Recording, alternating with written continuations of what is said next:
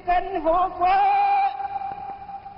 真阳人民真火，今天等你了。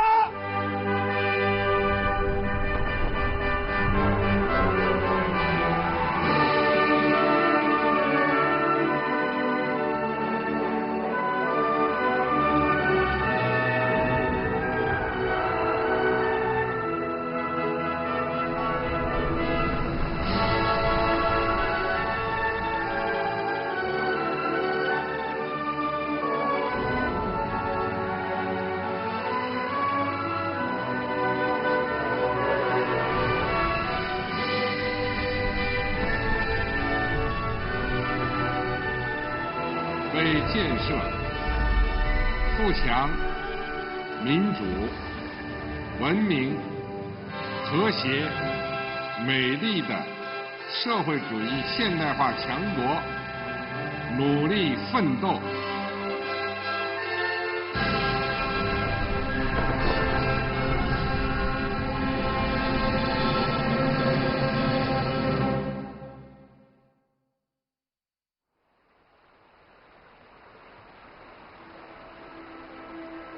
Le 31 mai 1956, à bord d'un bateau, Mao Tse-tung a écouté un rapport sur la construction du pont sur le fleuve Yangtze à Wuhan. Il s'agissait du premier pont routier et ferroviaire construit sur le Yangtze depuis la fondation de la Chine nouvelle. Ce jour-là, il faisait doux et ensoleillé. Mao Tse-tung était de bonne humeur et a soudainement proposé de nager dans le Yangtze. C'était la première fois qu'il traversait le Yangtze. De la rive nord au pied du mont Sheshan à Hankou, il y a 15 km. Mao Tse-tung a nagé pendant 2 heures. Dans l'eau, il a fait le trajet du pont en construction. Quelques jours plus tard, Mao Tse-tung a écrit le fameux poème « La nage sur l'air Shidiagaotao ». À peine ai-je bu l'eau de Changsha que j'ai mangé le poisson de Wuchang. Je traverse en nageant le grand fleuve infini, laissant au ciel de Chu mes yeux jouir de l'espace. Sans souci du vent ni des vagues, mieux que dans ma cour, en promenade, aujourd'hui je me trouve au large. Au bord d'un fleuve, Confucius dit « C'est comme cette eau, tout ce qui passe ». Dans le vent s'agitent les mâts, la tortue et le serpent restent calmes, de grands desseins sont conçus. L'envol d'un pont unit le nord au sud, la faille infranchissable en deviendra un passage. Des murs de pierre en amont construits retiendront de Wushan les nuages et la pluie. Dans la gorge escarpée surgit un lac uni. La déesse, sans doute à soi-même pareille, s'étonnerait dès lors du monde tout nouveau.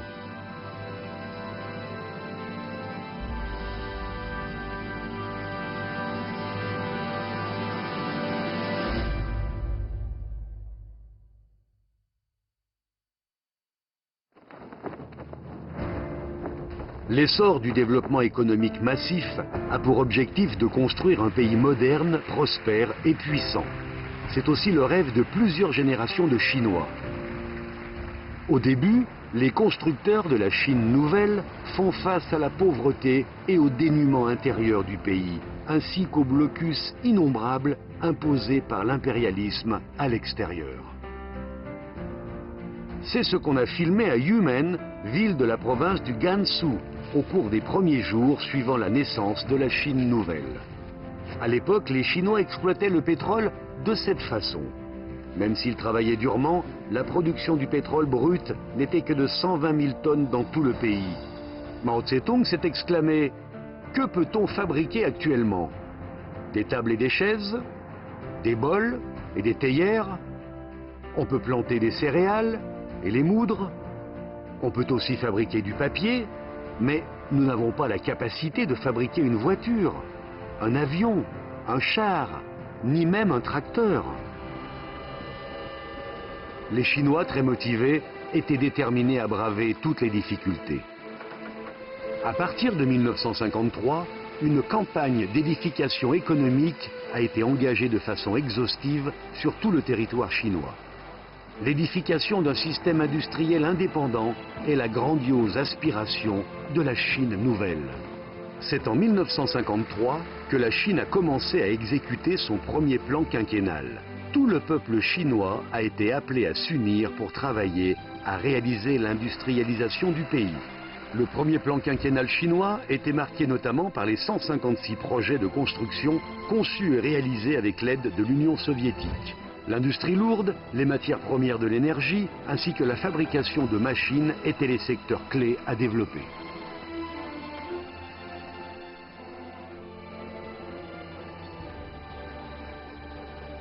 Lors de sa première visite en Union soviétique, Mao Tse-tung a visité l'usine automobile de Staline. Devant lui, de tout nouveaux véhicules sortaient sur la chaîne d'assemblage. Il a alors dit à ceux qui l'accompagnaient, tout en montrant le sol du doigt, que la Chine devait avoir une aussi grande usine que celle-là.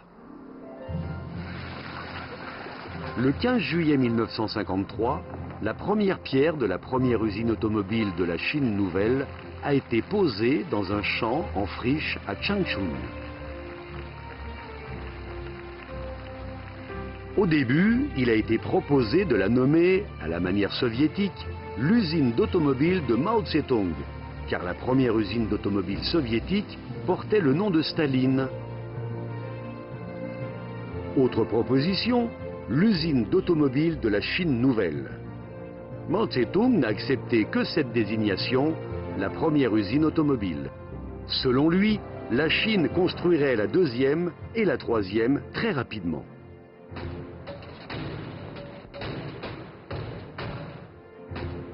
Pour construire la première automobile de la République, les techniciens ont fabriqué 2335 pièces détachées.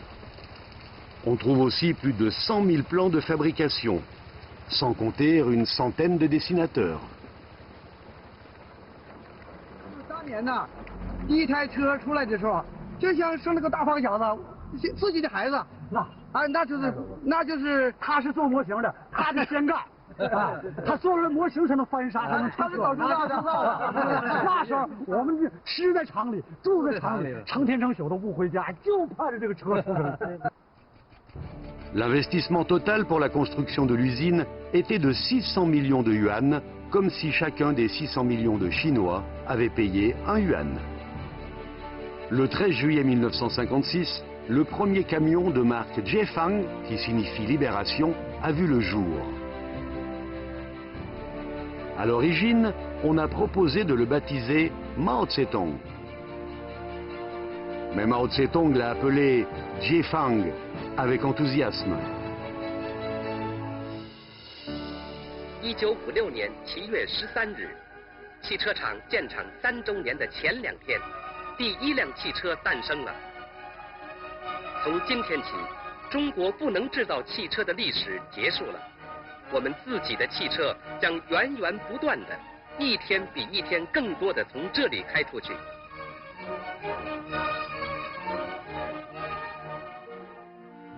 Les 12 premiers camions de la marque Jiefang ont lentement quitté la chaîne d'assemblage et ont rejoint la ville après avoir fait un tour de l'usine.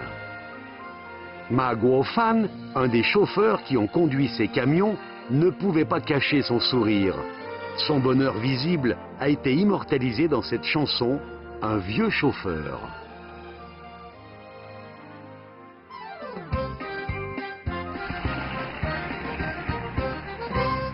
50岁的老司机，我笑脸儿扬啊，拉起那个手风琴，咱们唠唠家常啊。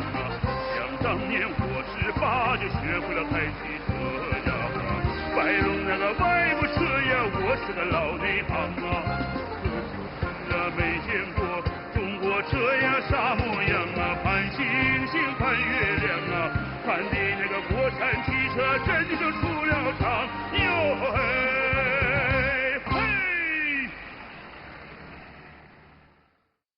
La première voiture chinoise de marque Dongfeng a été aussi fabriquée par la première usine d'automobile à Changchun. Au bon matin du 21 mai 1958, une voiture Dongfeng de couleur rouge est entrée dans la résidence Zhongnanhai. La voiture a fait 2 tours de pelouse et s'est arrêtée doucement. En souriant, Mao Tse-tung est sorti de la voiture. Il était ravi. Bravo, j'ai pris notre propre voiture.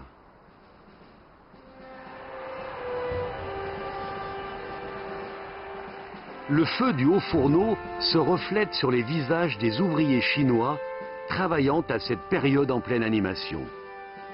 L'objectif de l'industrialisation de la Chine nouvelle a encouragé d'innombrables constructeurs chinois.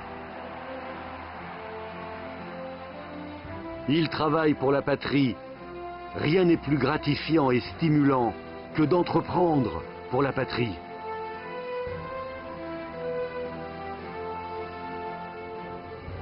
À cette époque où tout était à faire, dans les montagnes, dans les plaines, dans le désert de Gobi, aux 4 coins de la patrie, chaque jour, un projet était lancé ou achevé.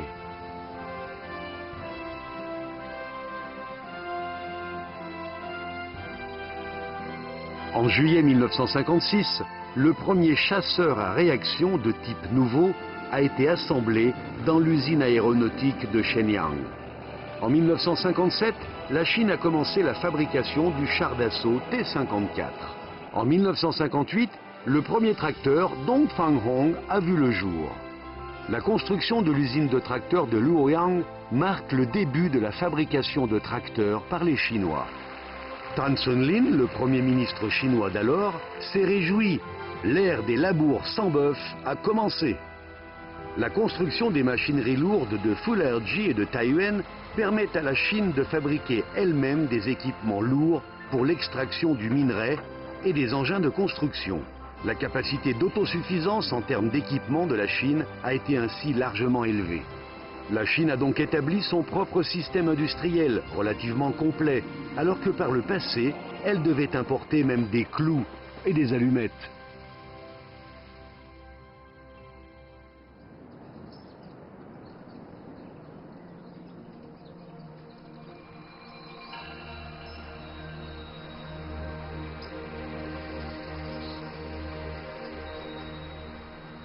Les grands dessins de la construction de la Chine nouvelle sont conçus non seulement dans l'industrie moderne de base, mais aussi dans les montagnes élevées et les chaînes escarpées ainsi que dans les vastes plaines. La route nationale 318 est qualifiée de route des paysages chinois. Le long de cette route, on trouve des paysages pittoresques comme des plaines et des montagnes, des prairies et des glaciers. En empruntant cette route, il est difficile d'imaginer comment les constructeurs, à l'époque, ont pu ouvrir cette voie à destination du Tibet au prix du sang et de la vie.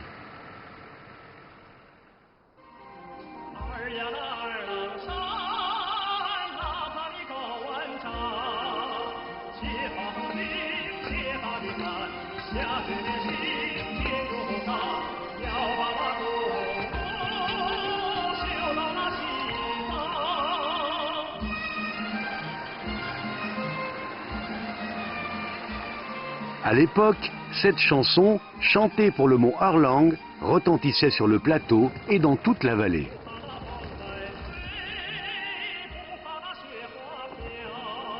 Au début de l'année 1950, l'armée populaire de libération marchait vers le Tibet. Selon les directives de Mao Tse-tung, nous avançons tout en construisant des routes. Ainsi, les 110 000 soldats de l'armée populaire de libération et les techniciens travaillaient avec les habitants locaux. Utilisant des marteaux, des pioches, des pelles et des houes, ils ont travaillé à flanc de montagne. À la limite de la mort, ils n'ont jamais reculé. C'est avec ces outils primitifs qu'ils ont avancé vers Lhasa, pas à pas. 你不要说人，那猴子要在这上头跑，也不容易。但是18军英雄的官兵，他能爬上这样最近的那个地方，把这个绳子捆到自己身上，从那么高的地方你要往下掉，悬空大炮呀，一层层闪电，一层一层的爆破放炮，就下头就修了这个公路了。这是英雄战士，不怕苦，不怕死，舍了自己的命，也要把这个公路修到拉萨。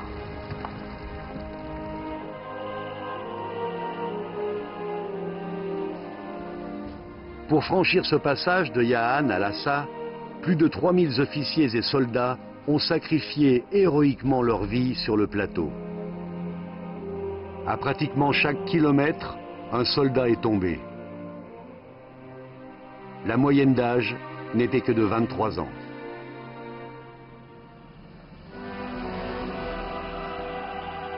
Les deux difficiles expériences pour entrer au Tibet à cheval ont donné au général Mu Shenzong l'idée de construire une route moderne reliant Goldmood et Lhasa.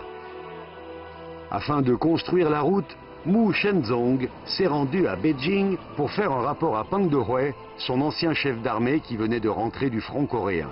6 mois plus tard, le comité central du PCC a approuvé le rapport de Mu Shenzong sur la construction de la route Qinghai-Tibet.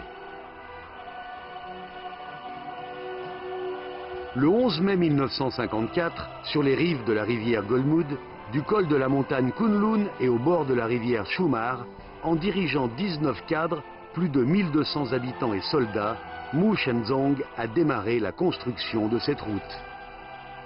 Elle a été partiellement ouverte alors que le reste du chantier se poursuivait. Elle a atteint la région du Oxil au bout de seulement 79 jours. Mu Shenzong était à la tête de ses équipes, le jour pour fracasser la roche et la nuit sous la tente. Il encourageait constamment tout le monde. La détermination de construire la route Qinghai-Tibet est inébranlable. Même mort, notre tête doit être tournée vers Lhasa. 7 mois et 4 jours après le début des travaux, 25 montagnes enneigées ont été conquises par les constructeurs. Une voiture a finalement pu se rendre directement de Golmud au palais du Potala.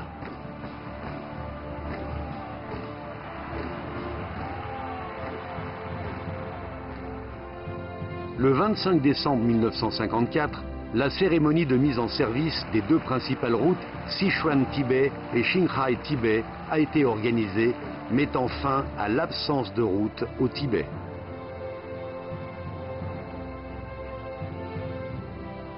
À la fin de 1957, la plupart des districts et des bourgs de Chine étaient accessibles en automobile. Les routes nationales avaient une longueur de plus de 250 000 km.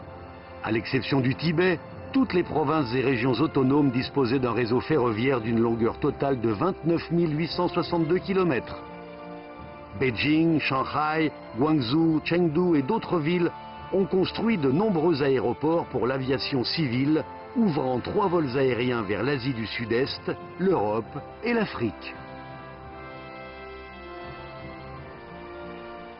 L'eau et les fleuves ont non seulement abreuvé la civilisation, mais ont également apporté dangers et désastres.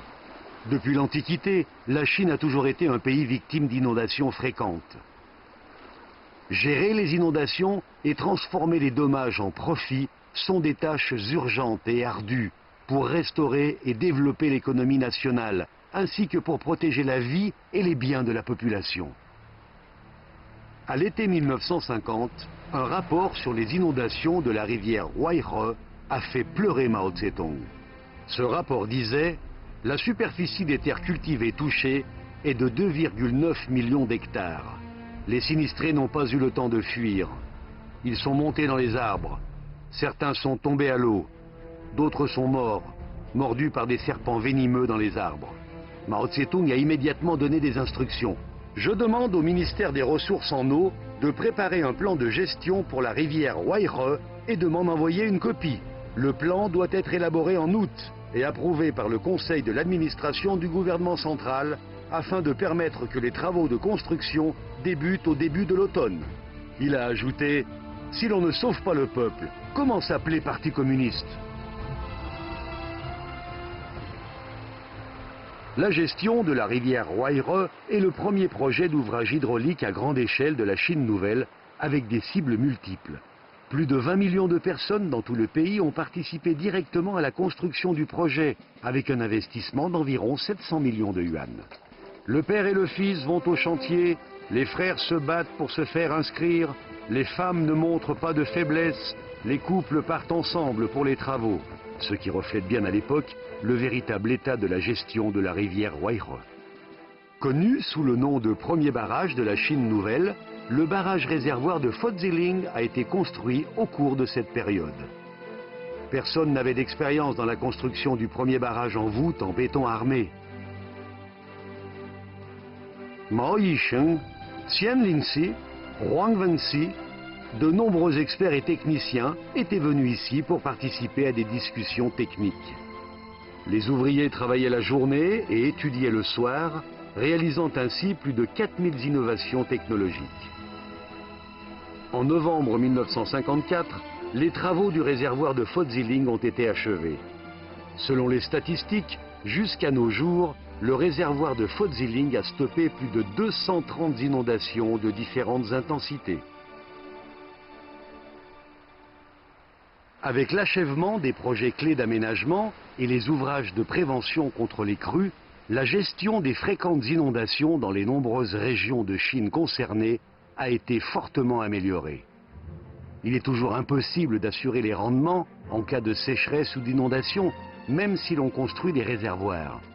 Pendant des milliers d'années, les paysans chinois ont cultivé leurs propres terres sans système d'irrigation unifié. En Chine nouvelle, des centaines de millions de paysans ont entamé la construction de canaux et de nivellements de terrain. Cette période très active a également encouragé les agriculteurs à s'engager sur la voie de la collectivisation. Les drapeaux rouges étaient visibles sur les vastes terres de la campagne. Des centaines de millions de paysans travaillaient sur les terres laissées par leurs ancêtres. Le magnifique projet d'infrastructure agricole a permis de garantir une récolte agricole stable et une production considérablement accrue. Les conditions de base nécessaires pour le développement de l'agriculture moderne sont ainsi garanties. Les agriculteurs de la Chine nouvelle font d'énormes contributions.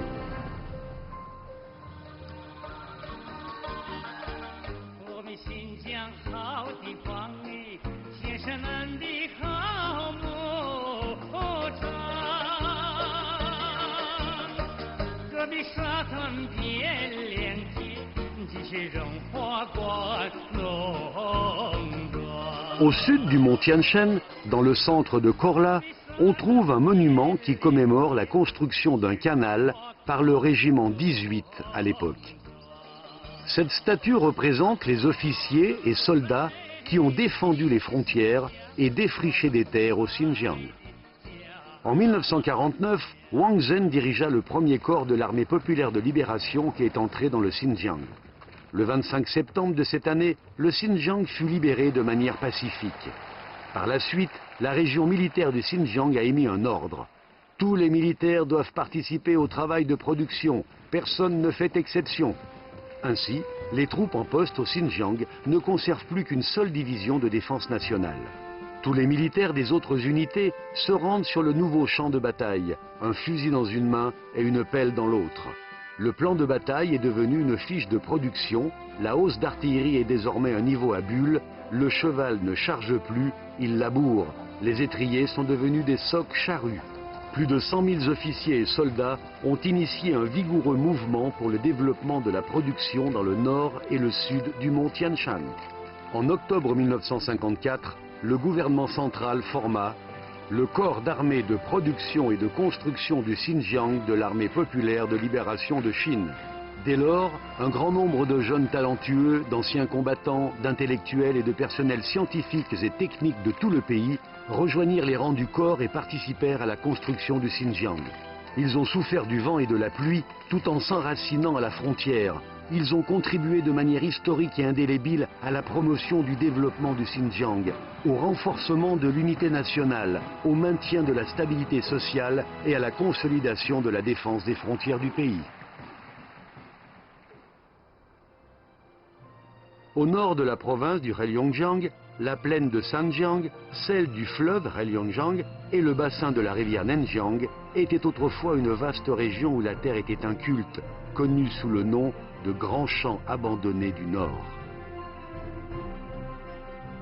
Après la culture à grande échelle dans les années 50, l'ancien grand champ abandonné du Nord est devenu le grand grenier du Nord, où les terres sont très fertiles.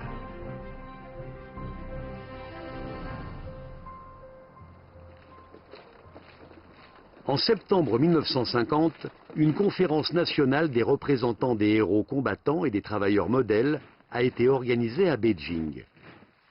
Ces représentants venus des quatre coins du pays et des divers milieux ont été réunis dans la capitale et beaucoup étaient des femmes. Liang Jun est la première conductrice de tracteur de la Chine nouvelle.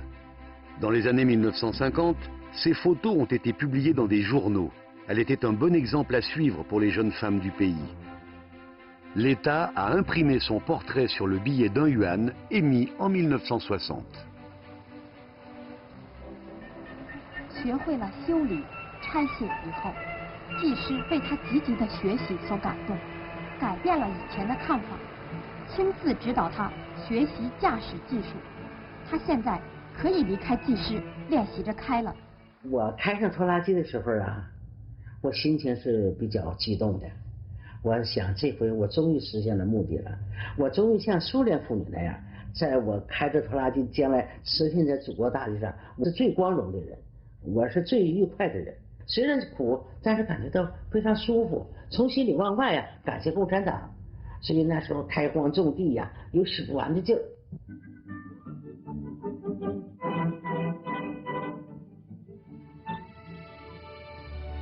Les héros se rendirent dans le grand champ abandonné du Nord. Les hommes courageux construisirent le Heilongjiang. Jusqu'en 1977, 140 000 anciens combattants et des centaines de milliers de jeunes se sont rendus dans le grand champ abandonné du Nord, dont beaucoup reposent à jamais dans cette terre fertile de couleur noire. Le travail acharné, le courage de se lancer dans de nouvelles expériences, de tenir compte de la situation dans son ensemble et le dévouement désintéressé composent l'esprit du grand champ abandonné du Nord. Cet esprit constitue la richesse immortelle léguée par ces guerriers pionniers à la nation chinoise.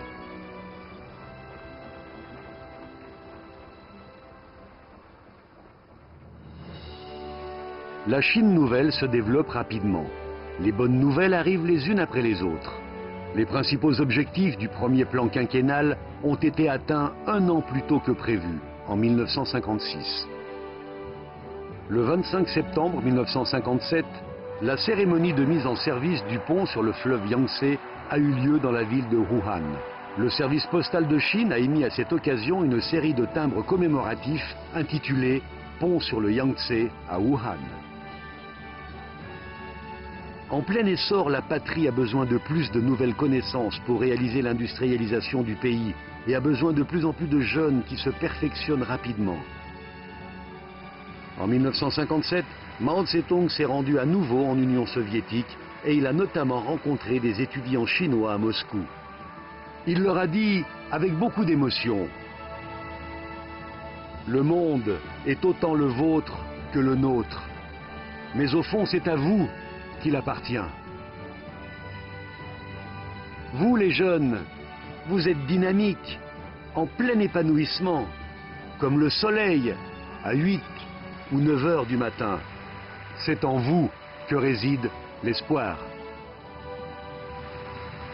Les ardentes attentes du leader ont inspiré les jeunes Chinois enthousiastes.